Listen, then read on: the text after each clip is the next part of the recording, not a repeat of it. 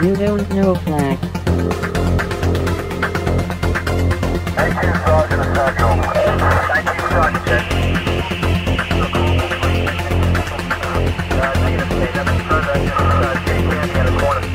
You don't know flag. Welcome to You Don't Know Flag, a podcast full of stories about retro gaming, retro computing, video games, arcade games, and technology from a guy who was there and still is. My name is Rob O'Hara, but for the next 30 minutes, you can call me Flag. Episode 109, The 1541 Ultimate. Hello, and welcome back to You Don't Know Flag. This is episode 109 of You Don't Know Flag, and on today's show we're going to be talking about the 1541 Ultimate, which is a storage device for the Commodore 64, and I'm going to be talking a little bit about that device and some other similar devices that have led to the 1541 Ultimate. But before I get started today, I have a few announcements to make. The first one, and the most important one for listeners to the podcast, is that the podcast is moving. I've set up a new website which you can reach at podcast.robohara.com. And if you go there, that will be the new home of You Don't Know Flack. At the top of that page is a link that says About You Don't Know Flack. And if you click on that link, you can find the new RSS feed and the new iTunes link for You Don't Know Flack. And both of those links, unlike the old links, are now working. So that's pretty cool. And I've also set up a forum, which is a first for me. I've been participated in many forums over the years, and I still do participate in several forums today, but I kind of wanted to set up my own little forum, originally I guess I wanted to set one up for the podcast, but I added some other forums and added some sub-forums for my books and other things I'm working on, and so the name of the forum is The Gas Chamber, which is the name of my old BBS from the 1990s. And the link to the gas chamber is www.robohara.com/TGC for the gas chamber. And you can find that link also on podcast.robohara.com or at just robohara.com, either one of those. So, it all comes back together. It's full circle. Everything links to everything. That's my goal. So what else has been going on? Oh, I went to OEGE, the Oklahoma Electronic Game Expo, a couple of weekends ago. My friend Icebreaker, who runs Particles.org, and Uba Goober Alice from Albuquerque, New Mexico, both came into town, and we all went to the show. I'll probably be talking more about doing a show review on one of the upcoming episodes, but I think the highlight of the show for me was they had a Skype link where they were talking to Ralph Baer, who, as most of you probably know, is considered to be the father of video games. Ralph Baer was responsible for creating games such as Pong and the old school Simon, the big round Simon thing that had the 4 lights. So Ralph Baer has done a lot of cool stuff, and it was neat to hear him talk live, even though it was via Skype, but that was pretty cool. So yeah, OEGE was fun, and I also just got back from a trip. I drove way too far. I drove from Oklahoma City to Durham, North Carolina, earlier this week, which is a fairly brutal 20-hour drive. But during that trip, I got the chance to stop at Game Galaxy, which is an arcade run by a fellow that goes by Dream TR on Digital Press. Game Galaxy is pretty awesome. They really cater to two different groups: retro arcade games and fighting games. So if you like either of those two things, you definitely need to stop by Game Galaxy. It's in a mall in Nashville, Tennessee. The URL is GameGalaxyArcade.com, and I'll add that to the links on the post. But Game Galaxy, definitely 2 thumbs up. That place is awesome. And during my trip, also kind of to get me back in the mood of recording, I copied dozens of podcasts over to my iPod, which I listened to on the road, and I listened to a lot of episodes of Matt Wilson's podcast, which is boringbeigebox.com, which is a really great podcast about the 80s and 90s era of computers. I also listen to The Retroist. You can find him at retroist.com. The Retroist is not really computer or technology based as much as it is the 80s, so there are a few episodes about specific video games like Pitfall or companies like in television, but there are also episodes dedicated to Dungeons and Dragons, the Gummy Bears, Alf. I'm trying to think of other, lots of 70s and 80s retro topics. So that was a really good podcast. And then, of course, I listened to multiple episodes of the Retro Bits podcast, which is just one of the best retro computer related podcasts out there. You can find Retrobits at retrobits.libsyn, libsyn.com. And again, I'll put all these links when I post the podcast. But, so I listened to all these podcasts, and it really got me back in the mood to, it kind of inspires you to want to, when you listen to people talking about things that they're excited about, and then you want to talk about things that you're excited about. So I'm glad I listened to all that, and with all that news out of the way, let's go ahead and get started with episode 109 of You Don't Know Flack.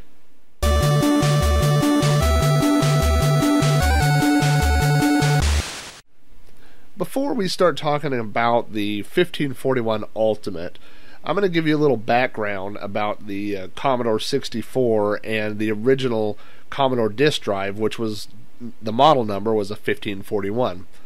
The 1541 was a single-sided floppy drive, which meant it only read one side of a floppy disk at a time, and each side of a floppy disk held 664 blocks, which is about 180K of information per side.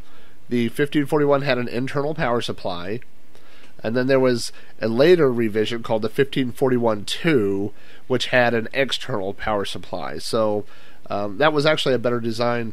As anybody who was an old Commodore, you could tell old Commodore enthusiasts because they always had fans stacked on top of the computer power supply and on top of the disk drive because things just got so hot, from running them all the time. So, okay, now jumping forward to talk about emulators for a moment. One of the problems with emulators, and as they run on a personal computer like a PC or Mac or whatever that you're running emulators on, they kind of exist in their own little sandbox.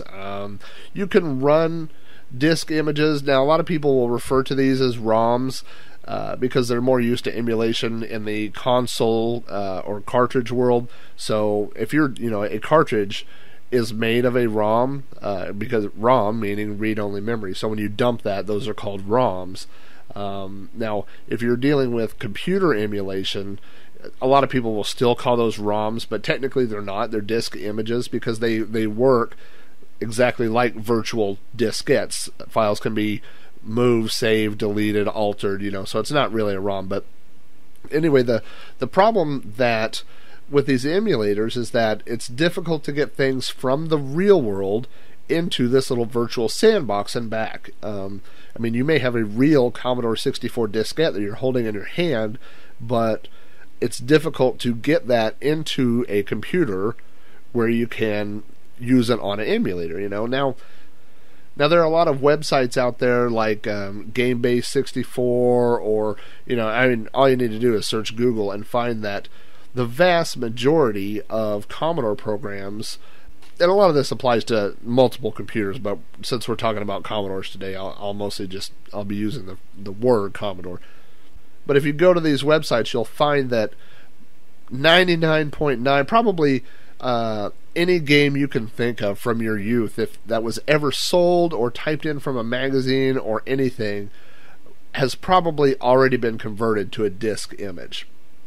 Now, in the early days, this wasn't the case. You might not be able to find a particular game or program that you were looking for, but now people have been doing this for so long that most things have been converted. But still, if you're a person like me who still owns I still own my original Commodore 64 diskettes, and so there are a lot of personal things that I created that are stored on those disks that you wouldn't be able to find in one of these online archives. Things like, files or programs or music or whatever.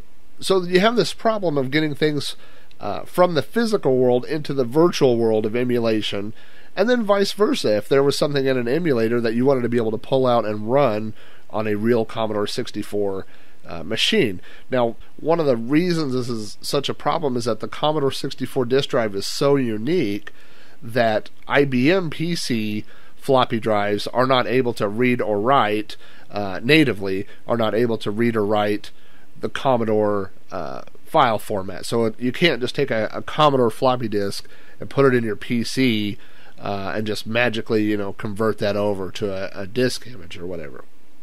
So for years, people have been looking for some sort of magic solution to be able to do this, to be able to convert real things to virtual images and back and forth. And one of the earliest ones that I heard about personally was called the Cat Weasel. Now, the Cat Weasel has gone through multiple variations. I believe they're on version 4 at this point.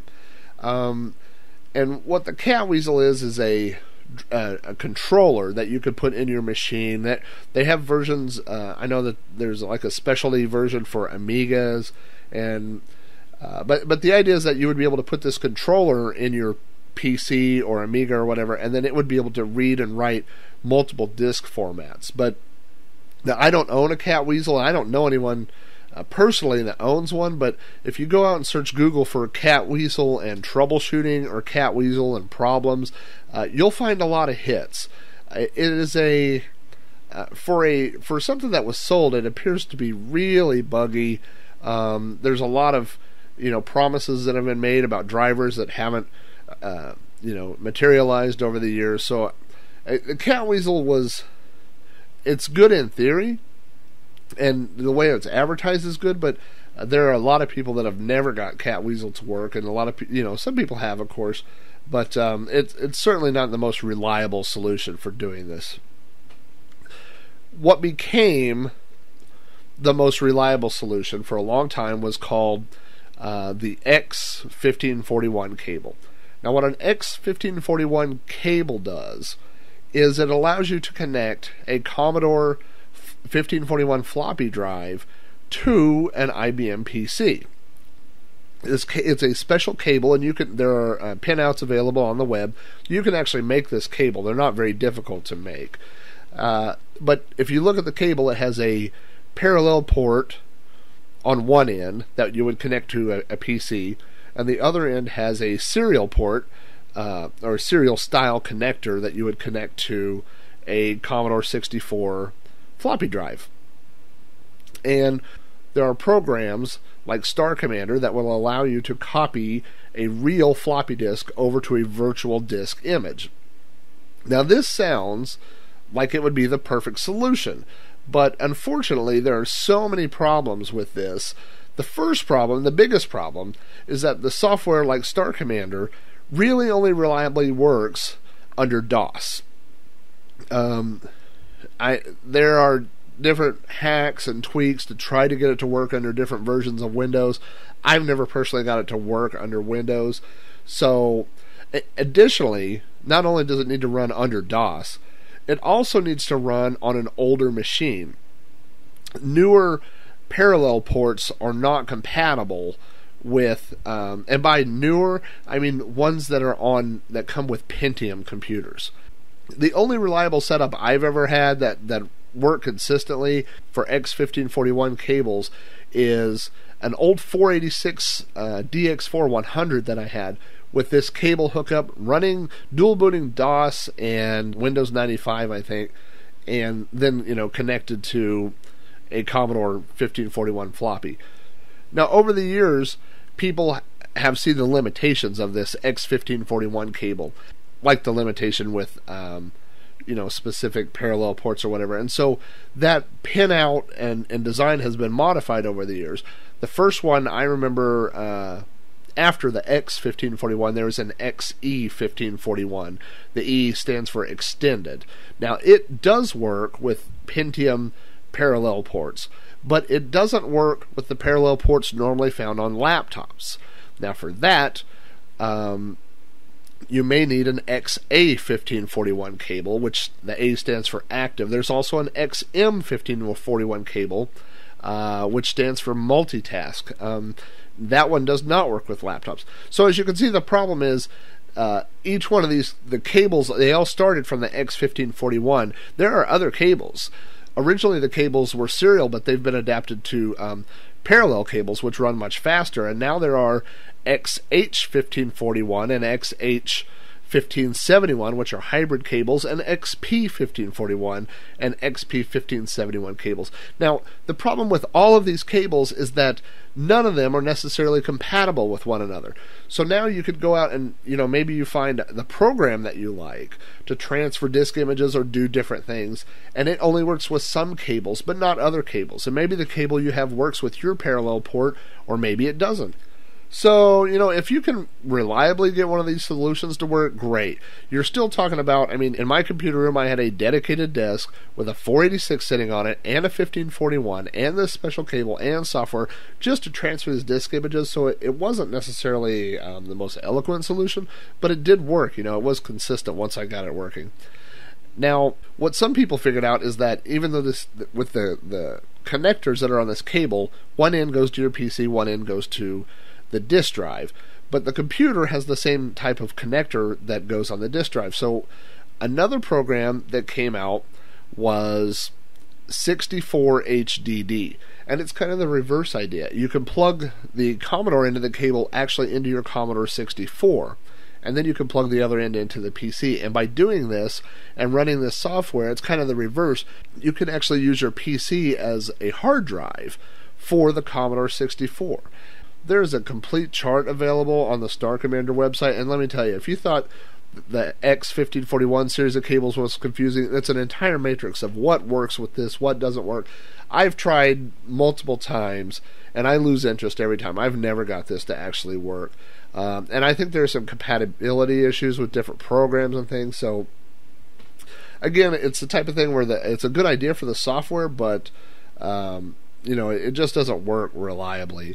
Now, I know there have been other approaches, like there's the IDE 64, which was a project that involved trying to hook up an IDE, a PC IDE hard drive directly to the Commodore and use it for storage, and it works.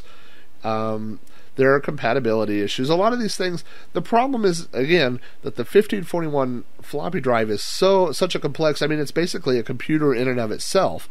It's so complex that none of these things are able to fully emulate what the Commodore 64 disk drive, the 1541, was able to do. Now, the closest we got, and this was a few years back, was the MMC 64, which was a cartridge. It plugged into the Commodore cartridge port, and it has a few different things. The MMC 64, one of the reasons they're so highly sought after is because they actually have an Ethernet port, which would allow you to connect your Commodore 64 to the web.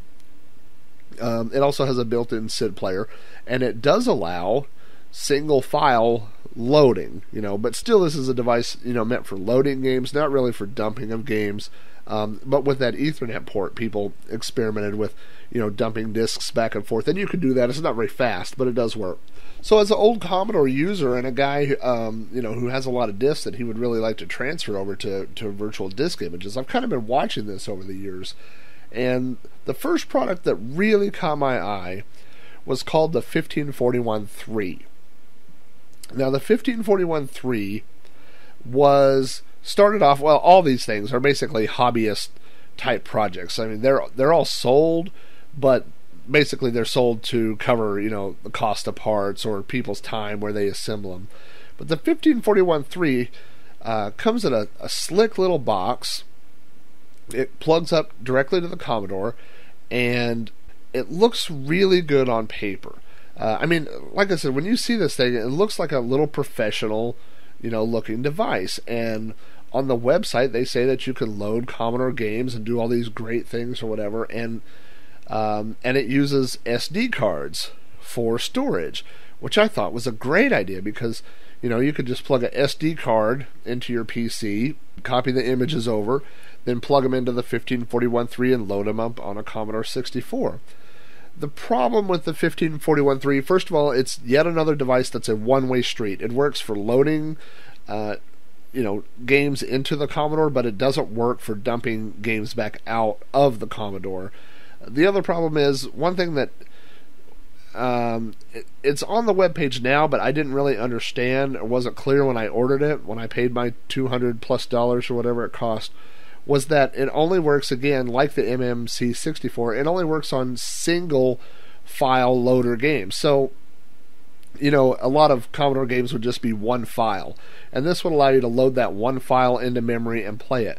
But games that you would refer to as a multi-load game, games that access the disk drive multiple times while you're playing it, those games won't work. So the 50, and I have the 1541-3 sitting right here in front of me, and boy, it just had a lot of potential, but you know, that's really a deal breaker. Again, what I've been waiting for all this time is something that works just like a 1541 without all these other limitations and stuff. So that's basically what brings us to the 1541 Ultimate. The 1541 Ultimate plugs into, it looks like a cartridge. Actually, the one that I ordered doesn't even come in a case. It's just a little small circuit board with some buttons on it and some lights, and it plugs into the Commodore 64 cartridge port. It has an SD slot on the side. Like I said, it has lights that actually emulate the original 1541 lights. This thing is using an FGPA to emulate the original 1541 motherboard. So all of a sudden, this device actually does work like a 1541, thus the name the 1541 Ultimate. It's actually too bad that the name 1541-3 was taken, because the 1541 Ultimate really is just like a 1541. Now, it will read and write D64 files, which D64 is the disk image of a Commodore 64 diskette. Now, there are also G64 disk files, and the 1541 will read those as well. It won't write them, but G64, I won't get too much into that, but basically they contain a lot more detail than a D64, and that would be for, like, if you had a disk image of a game that hadn't been cracked, so maybe it still had the disk protection on it or something, like information that would be stored in between tracks or strange and odd type things you could encapsulate in a G64 disk image. But basically, the standard with Commodore emulation is D64. It also, like I said, it stores information on SD cards, and it supports FAT and FAT32. It also supports SD and SDHC cards. So this will work with an SD card that will hold essentially the entire Commodore 64 library, which is tens of thousands of programs. So what does the 1541 Ultimate allow you to do? It allows you to do for me, the big picture is it allows you to do two basic things. The first one is, when connected to the Commodore 64, it allows you to read D64 disk images. So just like what I was talking about earlier, you could go out to, wherever you get your disk images on the internet. But let's say, I'm just going to pick an arbitrary game. Let's say you want to play California Games. You download California Games in a D64 disk image. You copy it over to an SD card. You put the SD card in the 1541 Ultimate. And the 1541 Ultimate has a little menu system that you can bring up with the buttons that are on the card. You select that image and hit enter, and it's just like you have put the disk into a real 1541 disk drive. You can load the directory, you can save files, copy files, whatever you want to do. You can format the virtual disk if you wanted. But it works just like a virtual disk, and you can load that game. And the buttons that are on the 1541 Ultimate allow you to go back to that menu and change disks. So if, like, California Games is a two disk images, so if it tells you to put in the second disk, you can freeze the computer, go back into the 1541 Ultimate menu, put in the second disk, go back to your game, and hit enter, and it's just like you've inserted the second disk. So essentially, it will let you use D64 disk images on a real Commodore 64, which is pretty cool. The second thing that it allows you to do is write to D64 disk images. In fact, the menu system has an option to create blank D64 disk images. So that's like formatting a blank disk.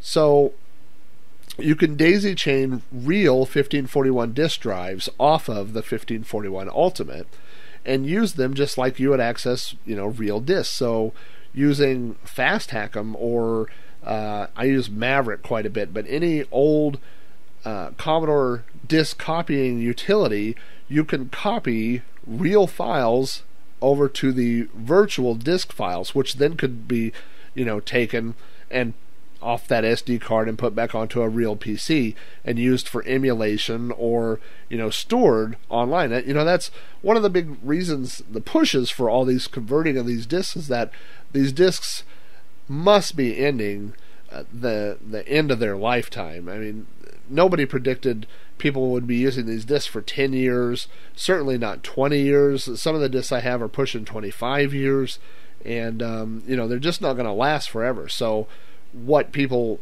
like myself are trying to do is archive all of that data and get it stored, and so this is a great way to do that. I mean, you don't have to worry about compatibility issues later. I mean, because since it uses that D64 format, that is the format of choice, basically. Now, the 1541 Ultimate has some other cool features, and one of them is you can actually use cartridge images within the device itself. So originally it came with Action Replay and Final Cartridge and a few other ones, and I begged, and eventually they added support for the Fast Load cartridge as well.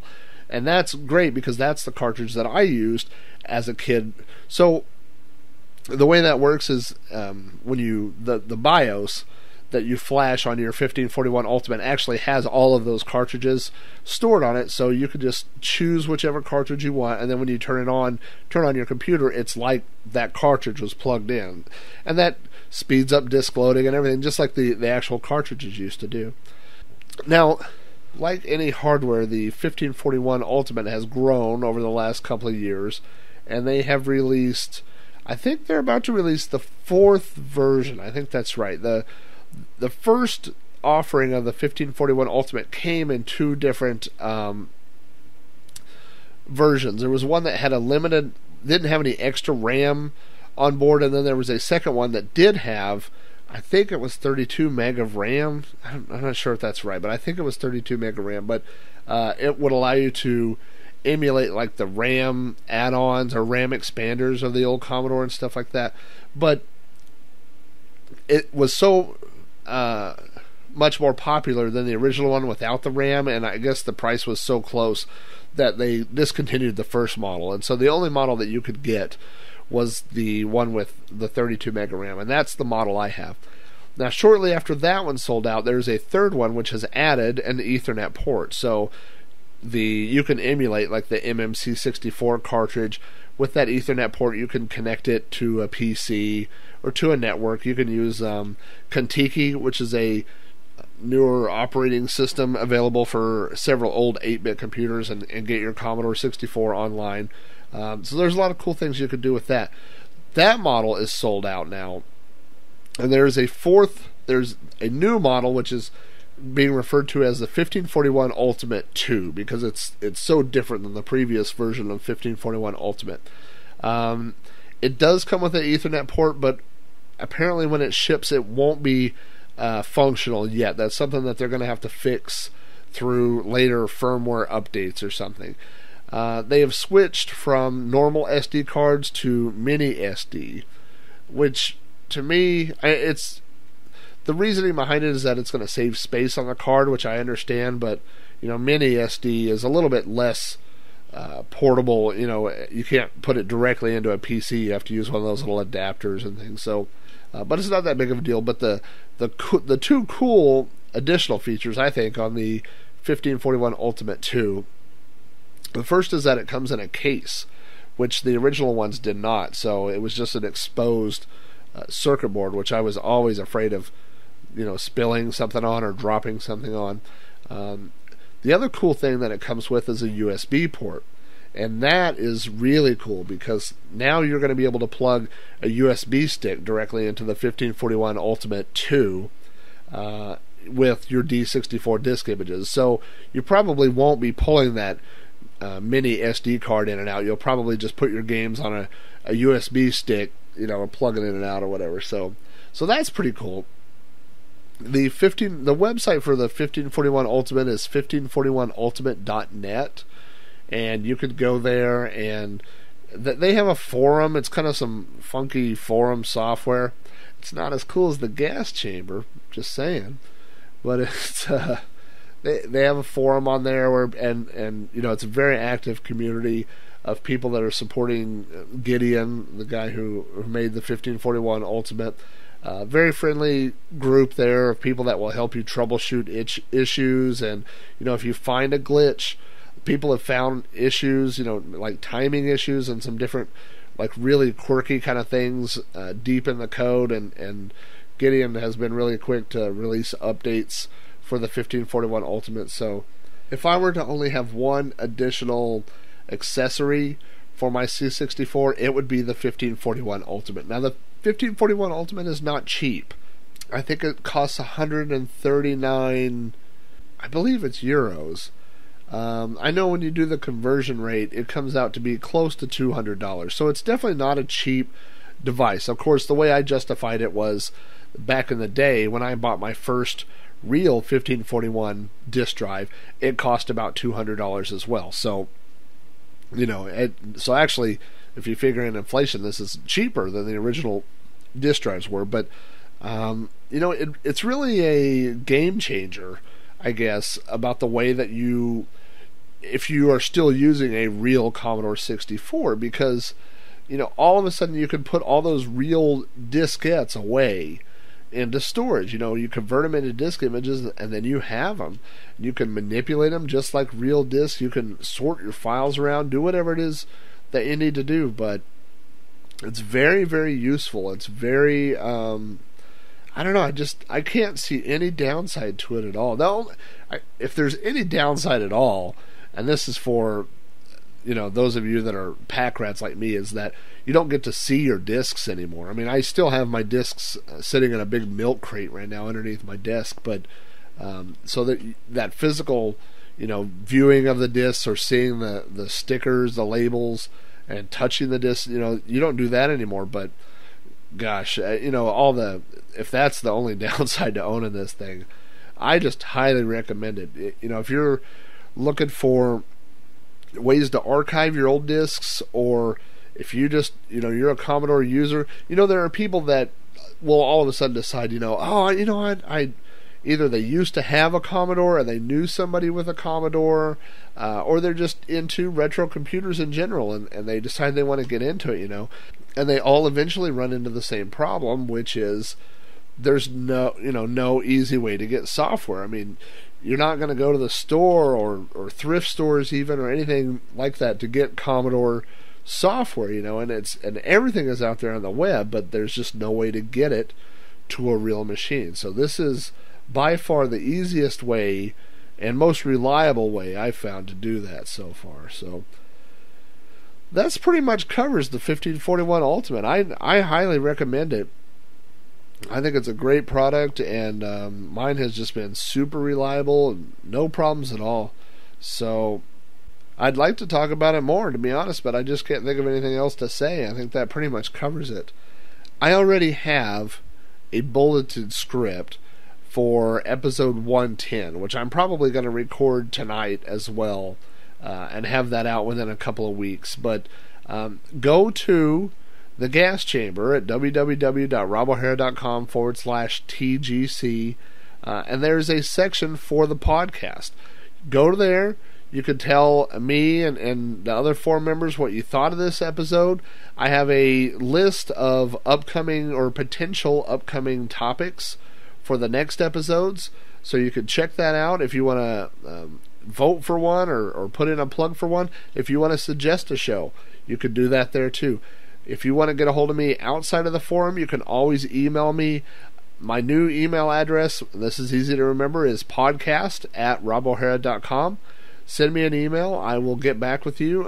I appreciate all the comments. I appreciate all the support that people have given me. Every time I mention the podcast, people want to know when the next episode is, so I know you guys are listening. I want to say thanks to everybody who has given me feedback. All you guys that are listening, I really appreciate it. Every time that you send me a message or comment on the show, it just makes me want to do the next one that much quicker. So, and that's not begging for emails. That's what it sounds like. But I just really want to thank everybody for all the support.